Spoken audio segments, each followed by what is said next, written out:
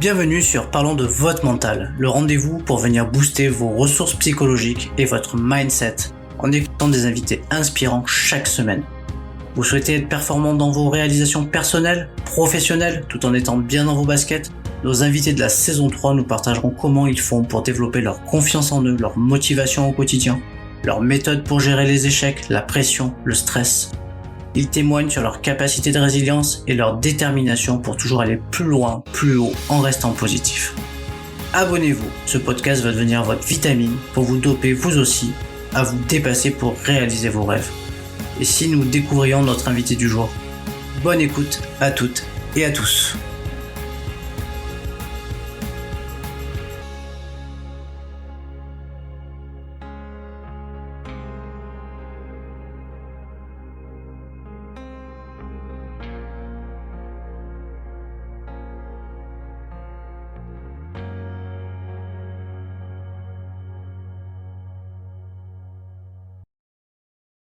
Bienvenue à toutes et à tous pour un nouvel épisode de Parlons de votre mental. Aujourd'hui, j'ai le plaisir d'accueillir sur l'émission Mathieu Leto. Salut Mathieu. Salut Sébastien, salut à tous. Alors Mathieu, comme vous le voyez là, il sort de l'entraînement, je crois. Il s'est bien entraîné ce matin. C'est un combattant MMA, dernière génération, qui sera dans quelques jours dans la boîte. Comment on dit? C'est pas la boîte, comme on dit. C'est pas dans la boîte, c'est dans la cage. Dans la cage. Dans la cage pour combattre dans le cadre de l'Hexagone MMA qui approche, qui a le 22 janvier prochain. Et je suis ravi de t'avoir dans l'émission. J'avais déjà eu précédemment un combattant MMA, Rémi Losco. Et j'avais aussi la chance d'accueillir Lucie Berthaud, donc une combattante. Ben voilà, c'est du coup, tu viens enrichir mon lot d'invités combattants. Parfait. Est-ce que tu pourrais te présenter quand même un petit peu? C'est quoi ton parcours? Ok, du coup, je m'appelle Mathieu Leto-Duclos, comme tu as dit. Je viens du nord de la France à la base. Aujourd'hui, je suis en Île-de-France. Je m'entraîne chez Daniel Voirin. Donc, c'est à l'équipe de Benoît Saint-Denis, de Jorick Montagnac. On a une équipe assez solide. Pour ce qui concerne mon parcours, j'ai fait des études dans le nord de la France. J'ai une licence en informatique. J'ai tout lâché pour le MMA et aujourd'hui, combattant à plein temps. Et me voilà. Voilà, combattant à plein temps. Ok. Alors, on débute toujours le podcast par un petit portrait chinois, questionnaire de Proust. Voilà, quelques questions, un peu moins d'une dizaine, justement pour cerner un petit peu ton profil et voir un petit peu qui tu es. Et puis après, on ira approfondir un petit peu ton mental, te poser des questions en lien avec tout ça. Tu pourras nous donner aussi tes conseils, tes tips, toi, comment tu t'y prends pour te motiver, pour arriver à être bien concentré pour tes combats, etc. Je pense que ça pourra intéresser pas mal de nos auditeurs. Alors Mathieu, si tu étais une couleur, quelle couleur serais-tu et pourquoi? Bordeaux, c'est la couleur du sang et ça a toujours été ma couleur favorite, donc voilà. Couleur du sang. Couleur du sang. Ok. Le moment de la journée que tu préfères? Après l'entraînement, quand on peut manger un gros repas. Voilà. Ok. Voilà. Toi, tu combats dans ta catégorie de poids ou tu t'astreins à des régimes pour être dans une catégorie? Je fais des cuttings, c'est quasiment obligatoire maintenant. En tout cas, au niveau, c'est obligatoire. Pour l'instant, c'est pas des cuttings énormes, mais c'est des cuttings quand même. Ok. Est-ce qu'il t'arrive de lire? Ça m'arrive de temps en temps. Est-ce qu'il y a un livre qui t'a marqué? Ouais, alors une série de livres qui s'appelle L'Assassin Royal de Robin Hobb. C'est beaucoup de livres de fantasy, j'aimais lire et c'est une série qui m'a vraiment marqué, dont je garde de très bons souvenirs. Si tu étais une citation, quelle est la citation qui te correspondrait le mieux? Ouais, c'est des questions compliquées que tu me poses là. Je sais pas. Il vaut mieux être un guerrier dans un jardin qu'un jardinier à la guerre. J'aime bien ça. Elle est pas mal, ça, elle est pas mal. Si tu étais une qualité, quelle qualité serais-tu? Honorable, je dirais. Quel est ton principal trait de caractère? Plutôt calme, je dirais, assez calme. C'est ce qui me caractérise le mieux, je dirais, plutôt calme. Est-ce que ça t'arrive d'écouter des podcasts? Ouais. J'écoute énormément le podcast de Raptor, les 10 000 pas. Et c'est un podcast de qualité et c'est des très bonnes bases pour la vie de beaucoup de personnes. Et il y a beaucoup de personnes qui devraient l'écouter. Ok, on le note. Si tu devais faire un autre sport que le MMA, quel sport pratiquerais-tu? Un autre sport. Oh là, je t'avoue, moi, il y a que le MMA que j'aime, hein. Il n'y a rien d'autre. Un sport de combat, j'imagine, mais bon, je sais pas trop. Ok. Allez, la petite dernière. Après, je t'embête plus. Si tu devais choisir une musique, quelle musique choisirais-tu? Oh, j'écoute pas trop de musique. Peut-être la musique le theme song de GTA 4, Soviet Connection, d'un jeu vidéo, une musique de jeu vidéo. Ok, bah écoute, merci Mathieu pour ce petit portrait chinois. On attaque bah, directement sur ton parcours. Donc, rappelle-nous l'âge que tu as. J'ai 27 ans. 27 ans. Donc, tu es un jeune combattant encore. Ça va. Et Pas non plus trop jeune, mais bon, ça va. Pas non plus trop vieux, quoi. ok. Il t'inspire quoi ton parcours pour le moment? C'est un parcours qui est pas parfait, qui j'avais besoin de justement d'avoir ce parcours imparfait pour pouvoir me rendre compte de mes défauts. Mais sinon, j'en suis quand même très fier. J'ai progressé dans beaucoup de domaines, avec l'aide de mon équipe, de mon entraîneur et de mes proches. Donc, j'en suis fier, mais il y a encore beaucoup de travail. De quoi es-tu le plus satisfait jusqu'à présent? D'avoir une famille avec qui je suis proche, d'avoir des proches en qui je peux avoir confiance, c'est ce dont je suis le plus fier. Et après, personnellement, en tant qu'individu, c'est justement de combattre à haut niveau et de pouvoir performer, et de faire briller mon nom et celui de ma famille en France ou à l'international, quoi. Si je te dis rendre possible impossible, est-ce que cette phrase, elle te parle? Bah, ça dépend la notion d'impossible. Il y a des choses qui sont réellement impossibles, hein. Si tu me dis voler comme ça, oui, c'est vraiment possible. Par contre, tout ce qui est extrêmement difficile est possible, on va dire. On va parler mental. Ah, Si c'est tu devais parti. définir ce mot mental, ça serait quoi ta définition à toi? Discipline. Parce qu'en fait, tout ce que tu fais tous les jours, tout ce que tu t'imposes au quotidien, le jour J, le jour dans la cage, ça va refléter en fait ta prestation dans la cage, ça va refléter en fait ta discipline au quotidien, discipline physique, discipline mentale, tout. Donc voilà. Si tu devais décrire une personne, un athlète, qui pour toi a un très bon mental, tu la décrirais comment, cette personne? Je peux te dire le nom déjà, Benoît Saint-Denis, stoïque et un rocher quoi, pour faire court. Un mec qui bouge pas malgré les coups. Ok. Quelles que soient les tempêtes, le rocher est en place. Exactement. Alors, en quoi consiste ta préparation mentale à toi? Qu'est-ce que tu fais pour te préparer pour tes combats? Ah, mais j'ai pas vraiment de protocole de préparation mentale. Je connais beaucoup d'athlètes qui le font. Moi, j'ai ma propre vision de la préparation mentale qui est en fait vraiment de s'imposer tous les jours de l'inconfort. Et en fait, naturellement, si jamais tu t'imposes tous les jours de l'inconfort et que tu cherches toujours à dépasser entre guillemets, tes limites, le jour du combat, tu n'auras pas de mal à le faire. Et ça fait que quand j'arrive le jour du combat, je suis toujours stoïque en fait. Je suis vraiment à fond dans mon combat. Et j'ai pas besoin de préparation particulière pour me mettre à l'aise vu que je suis moi-même. J'essaie d'être le plus possible moi-même. Et j'essaie du coup d'être exigeant avec moi-même tous les jours. Comme ça, le jour vive et j'ai pas de problème. Ok. On va parler de confiance. Comment Mhm. elle s'est construite ta confiance? Est-ce que c'est quelque chose que tu as eu dès le départ? Tu avais ce sentiment d'avoir confiance, tout ça? Ou est-ce que tu l'as acquise avec le temps, l'expérience, les Non, combats, les défaites? c'est avec le temps. En fait, je pense qu'il y a beaucoup de personnes. De toute façon, tu le retrouves sur beaucoup de combats amateurs, hein. Quand tu combats en début, tu fais un peu n'importe quoi. Tu vrilles, en fait. Tu sais pas trop dans quoi tu débarques. Tu arrives dans un milieu inconnu. On va dire que tu vas devoir te bagarrer avec quelqu'un que tu connais pas, que ça tombe, c'est un tueur. Donc, au début, tu stresses. Puis, au fur et à mesure, tu te rends compte que tu as des armes. Ces armes, c'est des qualités. Ça peut être aussi des défauts. Si c'est pas équilibré, si techniquement c'est pas équilibré. Donc, c'est à toi d'être ensuite conscient de tes forces, conscient de tes faiblesses, les travailler. Et justement, c'est là que se mettre dans l'inconfort, c'est important. Parce qu'il faut que tu te mettes dans l'inconfort et que tu travailles tes faiblesses de manière à être complet partout et être à l'aise partout. Et voilà, hein. Il n'y a pas de secret, de toute façon, hein, sur ça. Ok. Le regard des autres, est-ce que ça te parle? Est-ce que c'est quelque chose que tu as eu besoin de t'en affranchir ou c'est quelque chose où finalement tu n'en as jamais trop tenu compte? Non, il faut quand même en avoir conscience, hein, qu'il y a beaucoup de gens qui vous regardent. Il faut essayer quand même de satisfaire le plus grand nombre. Maintenant, les seuls vraiment regards qui comptent, comme j'ai dit avant, c'est ceux de mes proches, de ma famille, des gens qui ont vraiment un cœur, des gens qui sont vraiment proches de moi. Ça, c'est important. Le reste, j'aime bien plaire aux gens, j'aime bien voir que les gens, ils aiment bien le modèle que je représente, qu'ils aiment bien le combattant que je suis. Mais après, bon, il y aura toujours des gens mécontents. et tu peux pas satisfaire tout le monde. Donc, il faut aussi savoir pas trop s'impliquer mentalement dans comment tout le monde te voit, mais vraiment se concentrer sur les gens qui sont proches de toi, qui te connaissent, et surtout que ce soit des gens honnêtes, pas juste des gens qui vont te dire tu fais des belles choses, tu fais des belles choses alors que tu fais de la merde. Voilà. C'est vraiment plaire aux gens qui le méritent, on va dire.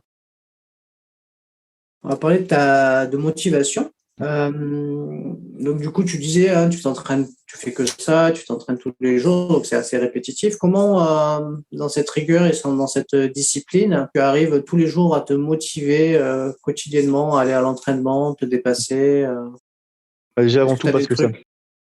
déjà avant tout, il faut que ça te plaise, il faut que ce soit vraiment ta passion. Moi, c'est ma passion à 100%. Et si jamais je pouvais pas combattre, je serais coach ou je serais dans le milieu du sport, je pense, donc du sport de combat. Donc c'est vraiment ce que j'aime. J'aime voir progresser techniquement. J'aime aller à la salle, ressortir et voir que j'ai progressé. C'est ça qui me fait vraiment kiffer. Ensuite, c'est vrai que c'est un métier compliqué, mais bon, c'est un métier dans lequel on est obligé de s'investir beaucoup pour performer. On en est conscient. Parfois, les entraînements, ça peut être difficile mentalement ou physiquement. On en sort toujours grandi. Après, il y a un autre facteur qui est important, c'est l'environnement dans lequel tu travailles, hein. Si tu as des collègues nuls, si tu as un coach nul, bah écoute, tes prestations seront nulles. J'ai la chance d'avoir vraiment l'élite avec moi, que ce soit en termes de coaching avec Daniel Voirin, qui a déjà coaché les plus grands. Je prends Anderson Silva, je prends Dan Anderson, je prends Lyoto Machida. C'est vraiment des mecs il a coaché des très grands noms, donc il a beaucoup d'expérience. Donc déjà, il arrive à te faire un peu redescendre. Il arrive à te mettre dans des bonnes conditions pour t'entraîner. Et ensuite, j'ai aussi des sparring partners de qualité. J'ai Benoît Saint-Denis, qui est à l'UFC, Jorik Montagnac, qui est à l'Octagone, pardon, qui performe, Romain Debienne. Il y en a encore plein d'autres. Il y a beaucoup de noms que je peux pas citer. Mais il faut avoir un environnement de qualité en coaching et en partenaire d'entraînement. Comme ça, tu arrives à la salle, tu vas le sourire. Bon, pendant l'entraînement, le sourire s'efface, même si le moment sur ça te plaît, quoi, mais le sourire s'efface. Et après l'entraînement, le sourire revient. Donc voilà, ça donne envie de t'entraîner, tu passes des bons moments. Et les petits training camps, par exemple, comme on fait en Bulgarie, là, tous ensemble, ça rapproche encore plus. Tu vois que les personnes, c'est vraiment des gens. Tu vois que tes partenaires d'entraînement, c'est plus que juste des partenaires d'entraînement, c'est des potes. Pareil pour les coachs. Donc franchement, il faut avoir un bon environnement et une bonne hygiène de vie, de la discipline, et puis voilà, hein, tu vas avoir envie de t'entraîner. Ok, donc si je résume, c'est un bon environnement, un bon entourage, Tout à le fait. plaisir d'aller s'entraîner et de réaliser Exactement. tous les jours ce pourquoi tu as envie de Exactement. performer. Être honnête avec Et, soi-même. Si tu aimes vraiment le combat, tu vas kiffer de t'entraîner, hein. voilà. Et ensuite, un élément que tu as quand même relevé, c'est aussi le sentiment que tu progresses chaque jour aussi. C'est important. C'est très important. Si tu sors la salle, tu t'es fait entre guillemets souiller et le lendemain c'est encore pire et après le lendemain c'est encore pire. Tu progresses pas, t'avances pas. Tu vas vite te démoraliser. Donc il faut essayer d'être performant et rechercher la performance, pour chercher la qualité technique. Et voilà. Pour ça, de toute façon, il faut être passionné, hein. Ouais, de toute façon, souvent dans le sport, beaucoup d'athlètes commencent par la passion dès le plus jeune âge et puis après, cette passion, ils arrivent à l'alimenter au gré des rencontres et je pense au gré des entraîneurs qu'ils rencontrent aussi parce que c'est souvent Aussi. l'entraîneur aussi qui transmet sa passion aussi, hein. Donc je Si. crois que je viens d'un autre sport, mais c'est vrai que c'est un entraîneur qui m'avait transmis sa passion puisqu'il voilà, il aimait entraîner, il aimait sa discipline. Donc Bien sûr. il en avait picousé quelques-uns en plus de moi, quoi. Donc Bien c'est sûr. vrai que ils ont cette force d'entraînement vers une Toujours. discipline qu'ils aiment et du coup on les suit, quoi. Toujours. Si je peux prendre un autre exemple, moi ça m'est déjà arrivé aussi, c'est les professeurs des écoles. Il y a des disciplines des matières dans lesquelles j'avais aucun intérêt, où je détestais ça, par exemple les mathématiques. Et il a suffi que je tombe sur une bonne personne, un bon professeur qui m'a mis dedans, et boum, directement, ça m'a fait adorer ça. Donc c'est très important d'avoir justement un professeur qui sait te tirer vers le haut et qui sait te donner l'envie de performer dans la discipline, quoi. Ouais, c'est hyper important. C'est hyper important, que ce soit à l'école ou dans le sport, hein, c'est sûr. Bien sûr, dans tous les domaines. C'est un peu, je dirais que c'est un peu des leaders inspirants, en fait. C'est ça, c'est ça. C'est des modèles, en fait, et ça donne envie de les suivre. On va parler de la gestion des émotions. Mhm. Alors, je suppose que voilà, quand on rentre dans une cage, il y a quand même une certaine tension, une certaine pression. Il y a quand même un combat à la clé, Mhm. peut-être des enjeux financiers. Enfin voilà, il y a plein de choses qui peuvent, comment dire, se passer, puisqu'il y a aussi, comment dire, il y a peut-être la possibilité aussi d'avoir des combats encore plus prestigieux si on gagne, Bien etc. sûr. Enfin, peut-être d'aller combattre dans d'autres, en tout cas dans d'autres lieux aussi. Cette pression, potentiel stress éventuellement, comment tu le gères? Sur cet aspect, j'ai de la chance, justement. C'est déjà le fait que je sois bien accompagné et que j'ai un peu d'expérience. Je stresse vraiment plus sur mes combats.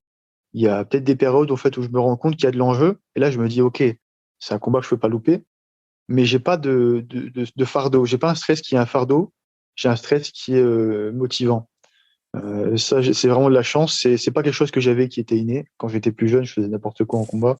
Ce stress, c'était vraiment un fardeau. Aujourd'hui, vraiment, quand je rentre dans la cage, peu importe la cage dans laquelle tu vas me mettre, j'aurai le même feeling. En fait, vraiment, je le dis toujours de la même manière, tout s'efface autour de toi, hein.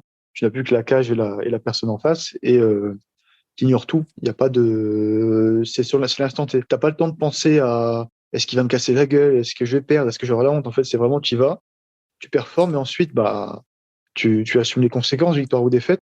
Mais sur le moment, j'ai pas de fardeau justement qui me traîne ou qui me stresse. Je suis vraiment genre un peu stoïque, un peu vide. Et quand je rentre dans la cage, c'est vraiment c'est instinctif. C'est comme ça que je le décris. C'est vraiment instinctif. Et justement, je pense que c'est cette discipline tous les jours qui permet en gros, de rentrer entre guillemets vide et de rentrer fort. Parce que si jamais tu te poses toujours tes questions, si jamais à chaque fois que tu as quelque chose qui te rend inconfortable, tu dis bon bah je le fais pas, et bien en fait dès que tu vas prendre des coups, tu auras beau avoir mis une musique super forte avant de rentrer, tu auras beau avoir toute la confiance que tu veux, si jamais t'as pas été discipliné, si jamais en fait à chaque fois que tu avais un obstacle dans ta vie ou à l'entraînement t'arrêtais, bah, en combat tu t'arrêteras. Donc voilà, j'essaie de casser tous les obstacles, que ce soit dans la vie ou à l'entraînement, et ensuite en combat, ça me permet de les dépasser. Ok, ok. Une question que je pose régulièrement, c'est comment tu optimises ta concentration pour tes combats? Oh, une bonne paire de claques de Daniel, hein. Daniel, il met des claques dans la gueule, hein. Franchement, pour ça, on fait simple, hein. Je vais être honnête, hein. Juste avant de rentrer, on se prend des grosses gifles par Daniel et ça marche très bien pour toute l'équipe. Ça réveille bien, ça met dans le combat et voilà. Okay. Et pendant parce que du coup, il y a quand même cette notion de concentration ou de vigilance extrême dans un combat que tu es obligé de développer parce que voilà, le moindre petit coup, il peut faire la différence et prendre un KO, tu peux prendre, enfin voilà, ça peut aller très vite. Comment tu l'as développé cette concentration? C'est l'entraînement qui la développe? Tu avais déjà ça aussi, parce que des fois, il y en a qui arrivent vraiment à rentrer dans leur bulle très vite. Il y en a qui le développent avec l'entraînement. Toi, ça s'est développé comment? Bah, je rentrais toujours dans une bulle en fait, même quand je commençais en amateur, mais c'est juste que après, j'arrivais pas forcément à me contrôler. Aujourd'hui, j'arrive à me contrôler. Pour le coup, je sais pas trop comment c'est développé. J'imagine que c'est vraiment avec l'hygiène de vie à côté de la salle en fait. C'est vraiment encore une fois, je sais que je répète beaucoup sur ça, c'est redondant, mais c'est la discipline, hein. Quand tu es discipliné, tu sais que ça, tout marche en fait. Une fois que tu as un protocole qui est fixe, qui fonctionne, tu sais que tout va marcher, tu as confiance, tu sais que ça va se mettre en marche automatiquement. Je sais pas trop comment décrire pour le coup ce phénomène, mais ça se fait tout seul en fait. Ok. Donc, c'est probablement l'entraînement et puis cet état de vigilance pour pas prendre des coups aussi, hein. Parce que Bien sûr. dans les sports à risque, c'est ça aussi qui fait la différence, c'est cette capacité comment dire, à être d'une vigilance extrême pour Bien sûr. anticiper et comment dire, tout finalement prévoir un petit peu même ce que va faire l'adversaire. Mhm. Il y a un équilibre assez difficile à trouver où il faut être extrêmement vigilant sans pour autant être trop réactif, trop justement trop stressé, trop attentif. Il faut trouver le bon équilibre. Et à savoir être relâché, mais être vigilant, mais pas non plus surréagir à tout. Donc c'est vraiment très difficile les sports de combat. Parce qu'en fait, on doit s'adapter à quelqu'un d'autre. Tu dois t'adapter au rythme de quelqu'un d'autre, l'adversaire, pas à ton rythme. Dans tous les sports classiques, c'est ton propre rythme. Tu sais qu'au pire, bon bah ta course elle ralentit. Mais tu sens que tu es un peu crevé, bah, tu vas juste ralentir. En combat, si tu sens que tu es un peu crevé ou que tu n'arrives pas à suivre l'adversaire, tu te fais défoncer. Donc, tu as un équilibre à trouver quand même sur ça. Ok. Une question que je t'ai pas posée, c'est aujourd'hui, tu es dans le MMA, mais tu as commencé par quoi comme sport de combat? Tu as toujours fait que des sports de combat et tu es arrivé Hmm. au MMA, mais du coup, t'as fait quoi avant comme sport de combat? J'ai pas fait du tout de sport de combat. Juste quand j'étais petit, j'avais testé un petit peu de boxe thaï, un petit peu de full contact, mais ça se compte sur quelques mois de pratique, même pas. où j'avais accroché, mais sans plus. J'étais plus occupé à faire des conneries à l'école ou autre part, donc j'ai jamais vraiment accroché. Et ensuite, je me suis mis dans des sports de force.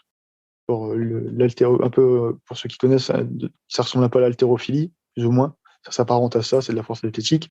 Donc vraiment, j'étais tout ce qui était musculation et tout ça. Et ensuite, bah, je suis tombé sur plusieurs vidéos de sports de combat et ça m'a donné envie, quoi, de reprendre ça. Ok. Ouais, parce qu'il y a de plus en plus aussi d'athlètes de sport de combat qui basculent sur la MMA. Bien sûr, c'est l'avenir. Qui viennent d'autres, en tout cas d'autres sports. Bien sûr, bah, c'est l'avenir, le sport de MMA. Aujourd'hui, de toute façon, quand tu parles de champions, les gens, le kickboxing, ils regardent plus trop. Boxe anglaise, à part les énormes têtes, on va dire que par exemple en France, ça intéresse pas trop. Ce qui intéresse aujourd'hui, c'est le MMA, hein. C'est Conor McGregor, c'est, je sais pas, les Khabib, c'est les noms que tout le monde connaît. Alors que si tu commences à parler de boxe anglaise, de kickboxing, les gens ils vont être déjà un petit peu plus, bah, c'est qui ça? Non, le MMA, c'est vraiment le sport qui est le plus médiatisé aujourd'hui, j'imagine, en sport de combat. Et puis qui génère plus de revenus aussi. Aussi, bah, de loin. Avec la boxe anglaise génère beaucoup aussi, mais plus aux États-Unis qu'en Europe de l'Ouest ou de l'Est. Allez, une des dernières questions. Il paraît que pour avoir une force mentale, il ne faut rien lâcher. Qu'est-ce que tu en penses, toi? Bah ça me paraît évident. Si jamais tu écoutes la petite voix qui dit dans la tête tous les jours, qui parle toujours dans ta tête, elle te dit arrête de t'entraîner dur, ou elle dit écoute, t'es fatigué, va pas à l'entraînement, ou bien ce gâteau, il a l'air pas trop mal. Donc si jamais tu l'écoutes tout le temps, si jamais tu lâches à chaque fois, si tu lâches prise et que tu te laisses aller, tu vas lâcher prise en combat aussi. Ça va se refléter dans le combat. Ok. Bah, écoute, en tout cas, merci Mathieu, en tout cas pour ton témoignage. Le podcast termine toujours par un petit mot de l'invité, quelque chose qui te tiendra à cœur de laisser dans ton épisode. Donc, est-ce que tu as quelque chose qui te tiendra à cœur de laisser comme message à nos auditeurs? J'avais pas préparé ça, là. T'aurais dû me dire avant, j'aurais fait un petit mot. Je sais pas, écoutez. Faut que ça reste spontané. Soyez discipliné. Je sais que tous les jours, on a envie de se reposer, on a envie de rien faire, de traîner sur Instagram, de traîner sur ses stories, de jouer à des jeux vidéo qui n'ont pas de sens. Mais il faut savoir trouver l'équilibre et savoir avancer. Donc, essayer tous les jours d'avancer, que ce soit professionnellement, physiquement, mentalement, essayer toujours d'avancer. Voilà. Bon, bah écoute, merci beaucoup Mathieu. Je te souhaite un bon combat. Voilà, c'est bientôt maintenant, c'est dans quelques jours, hein, puisque le 22, un peu plus d'une semaine, il me semble. Je crois que c'est dans un peu plus d'une semaine. Hein. Ah, le 22, donc le 22, c'est dans 12 jours. Donc, c'est bientôt la bagarre. D'ici là, encore le temps de se préparer à la bagarre. Merci beaucoup Mathieu. Merci à toi. À très bientôt et bon combat. À très bientôt, ciao, à la prochaine. Si cet épisode t'a plu, tu peux le partager en me taguant ou en lui laissant 5 étoiles sur Apple Podcast. Tu pourras aussi être tiré au sort pour gagner un test OMSAT pour évaluer tes qualités mentales.